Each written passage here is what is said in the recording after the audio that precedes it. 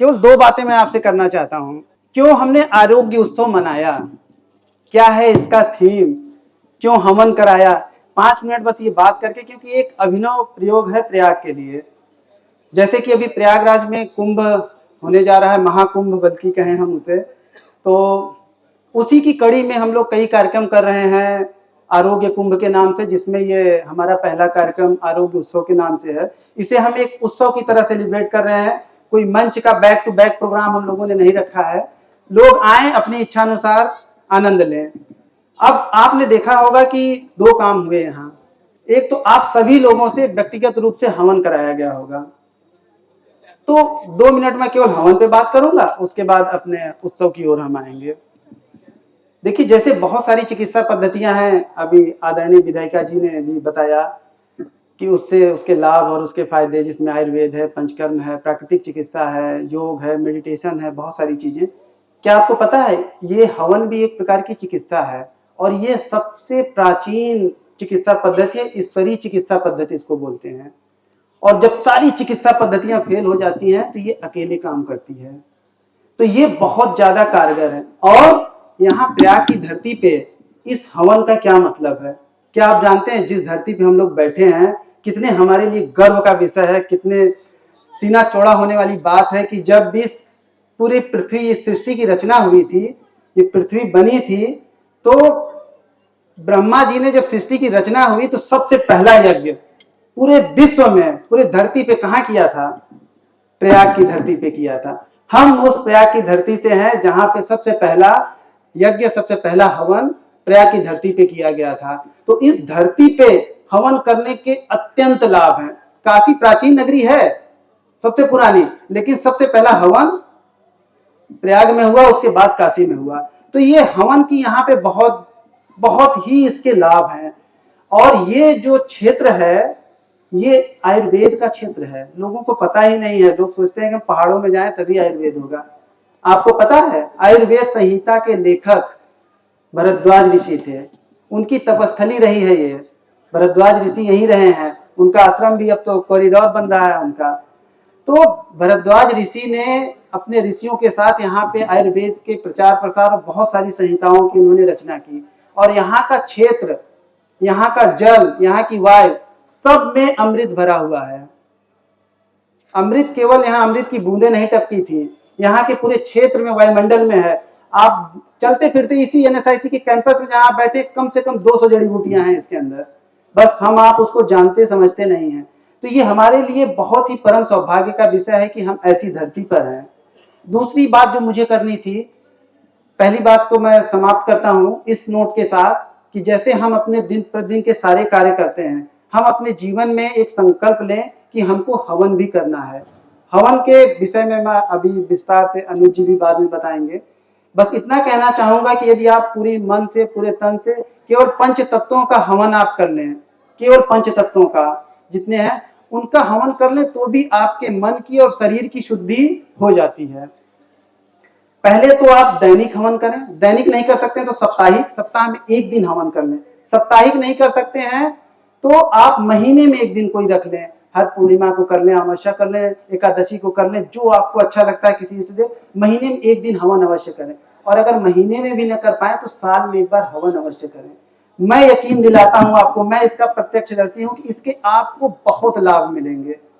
और अभी हमारे पास जगह की कमी थी, अब ईश्वर की कृपा हुई है कि जगह पर्याप्त हो गई है। तो हम सबको अब आने वाले समय में जैसे सारी चिकित्सा पद्धतियां अपने यहाँ देते हैं, आयुर्वेद से उपचार करते हैं, पंचकर्म से, प्राकृतिक चिकित्सा से, हवन भी करेंगे, क्योंकि इसका बहुत लाभ मिलता है व्यक्ति को व्यक्तिगत, और ये पूरे संपूर्ण विश्व के लिए, संपूर्ण सृष्टि के लिए है। वायुमंडल में जो इसकी जाती है, आभा जाती है, उसके पूरा वायुमंडल प्रभावित होता है। आपके एरिया में जितने बैक्टीरिया, वायरस, ये सारे हैं, सब खत्म हो जाते हैं। इवन कोविड का जो है ना, कोविड का वायरस, उसको भी ये हवन समाप्त कर देता है। बस हम हवन में संविधा क्या इस्तेमाल करते हैं। हमारे पंडित जी ने, आपने हवन किया होगा, आपने देखा होगा हवन की संविधा एकदम अलग थी। आप लोग पैकेट वाला ले आते हैं जिसमें भूसी और ये सब डली। हवन की संविधा या तो पहले तो प्रकृति के हिसाब से करनी चाहिए कि आपकी कौन सी प्रकृति, क्या दोष है, वात प्रकृति है, पित्त है, कफ है, उसके अनुसार कर सकते हैं। यदि उसके अनुसार नहीं भी कर सकते हैं तो आप अपने राशि या ग्रह के अनुसार से भी कर सकते हैं। और इसके बारे में कभी भी आपको विस्तार से संपूर्ण अच्छी जानकारी हो चाहिए तो आप निःशुल्क इसकी जानकारी प्रकृति वेदा में आके ले सकते हैं। हम सारी चीजें चार्जेबल करते हैं अपने यहाँ, लेकिन एक संकल्प मैंने लिया है कि हवन मैं निःशुल्क कराऊंगा और एक बीड़ा भी उठा रहा हूँ, जैसे कोई पेड़ लगाने का करता है, कोई शिक्षा का, कोई कुछ, तो अब हम हवन का बीड़ा उठा रहे हैं कि अधिक से अधिक हवन कराने का हम संकल्प ले रहे हैं आज से, कि जितना हो सकेगा अधिक से अधिक हवन हर जगह पे करेंगे। प्रयाग से इसकी शुरुआत हुई है और हर जगह 2 लोग, 5 लोग, 500, 1000, 10,000 जैसे भी होंगे हवन निःशुल्क कराएंगे हम। बहुत से लोग इस पुनीत कार्य में आगे भी आ रहे हैं, उनका सहयोग भी मिल रहा है। दूसरी बात आरोग्य उत्सव की, कि हम लोग यहाँ पे भगवान धन्वंतरी जी की कार्ड, जिनको डिजिटल कार्ड गया होगा, उसमें लिखा था कि जो है भगवान धन्वंतरी की जयंती। आपको पता है परसों धनतेरस है, और धनतेरस किस लिए मनाया जाता है?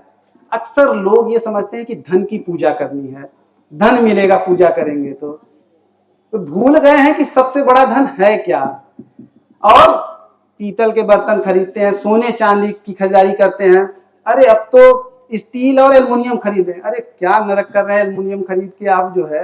मतलब धनतेरस किस लिए है? धन को उन्होंने धन से जोड़ दिया, धनवंतरी को, और धनतेरस को धन से जोड़ दिया, जबकि ये भगवान धन्वंतरी की जयंती है। अगर आपके पास समय 2 मिनट लूंगा मैं, ये मेरा मन कर रहा है इसको बताने का। जब समुद्र मंथन हुआ था तो समुद्र मंथन में बहुत सारी चीजें निकली, जो जिसके लिए ये कुंभ सब मनाया जाता है, जिस अमृत की बूंदें छलकी थी, उसको लेके भगवान धन्वंतरी ही निकले थे। और ये भगवान विष्णु के अंशावतार हैं, इसीलिए इनके हाथ में आप देखेंगे 4 भुजाएं हैं, एक में शंख और एक में चक्र है, एक में आयुर्वेद की पुस्तक है और एक हाथ में जड़ी बूटी है उनके। तो ये अमृत कलश जब लेके निकले हैं तो इस अमृत के लिए ही सारी मारामारी थी। जो समुद्र मंथन हो रहा था और देवताओं और दानवों में ये था कि हमको मिल जाए अमृत जो है।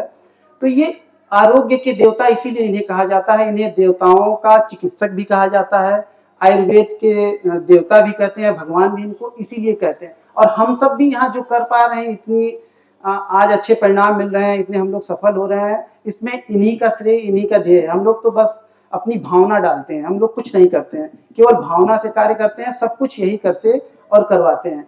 तो धनतेरस आरोग्य का उत्सव है। अपने शरीर का सबसे बड़ा धन हमारा स्वास्थ्य है। हमारे पास स्वास्थ्य ही नहीं रहेगा, लाख हम करोड़ों अरबों रुपए रख लें, उसका कोई उपभोग, कोई उपयोग नहीं कर पाएंगे। आप व्हील चेयर पे लदे लदे क्या कर पाएंगे? तो इसलिए सबसे पहला धन स्वास्थ्य है।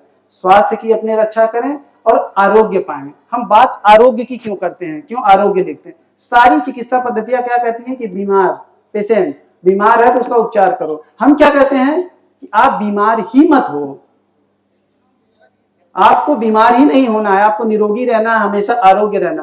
तो यदि आप स्वस्थ हैं तो भी आपको आयुर्वेद और पंचकर्म का सहारा लेना चाहिए। और यदि आप बीमार हैं तो कोई भी दुनिया की बीमारी हो, कोई भी बीमारी हो, अगर आप जो है पंचकर्म और प्राकृतिक चिकित्सा लेते हैं तो निश्चित रूप से उसमें लाभ आपको मिलना ही मिलना है। क्योंकि शरीर के सारे ऑर्गन, सारे अंग अपने आप रीजनरेट होने शुरू होते हैं जैसे ही शरीर की शुद्धि होती है। दीपावली आ रही है, धनतेरस के बाद दीपावली ही है। हम क्या करते हैं दीपावली पे? घर की साफ सफाई करते हैं। दीपावली से पहले करते हैं तो एक बार सारे सामान निकालना, घर की रंगाई पुताई सारा कुछ। लेकिन क्या अपने शरीर की भी सफाई करते हैं? अरे कम से कम साल में एक बार, मैं सबको यही कहता हूँ कि साल में एक बार अपने शरीर की सफाई कर लो। बाकी तो ऋतु और उसके अनुसार बहुत बार करनी चाहिए, लेकिन अगर आप एक बार भी कर लोगे तो यकीन मानिए आपकी उम्र कम से कम 15 से 20 साल बढ़ जाएगी। आप रोगी होके तो नहीं मरोगे, आप किसी और कारण से हो जाओ, लेकिन रोगी होके कभी नहीं मरोगे। तो आपको साल में एक बार अपने शरीर की शुद्धि के लिए भी कार्य करना चाहिए। शरीर की शुद्धि को अवश्य कराएं। और जो कुछ नहीं भी कर पाए तो इतना कर सकते हैं कि अपने घर पे ही बहुत सारी चीजें, सरल सी चीजें हैं जिनको आप कर सकते हैं। क्योंकि समय का अभाव है तो इन सारी चीजों के लिए आप कभी भी सेंटर पे आके जानकारी ले सकते हैं।